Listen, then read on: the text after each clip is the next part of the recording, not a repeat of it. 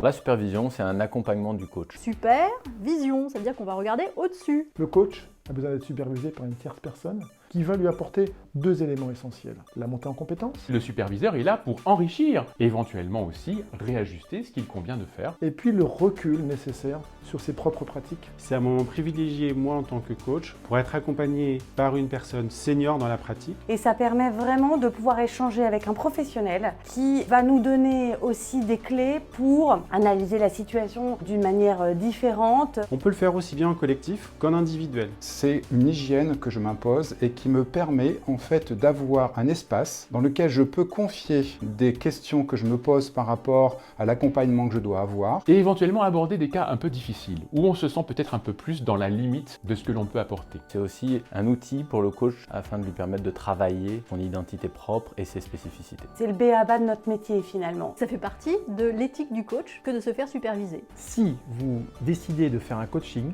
la première chose à faire, vérifiez votre coach est supervisé. S'il n'est pas supervisé, courage, fuyez.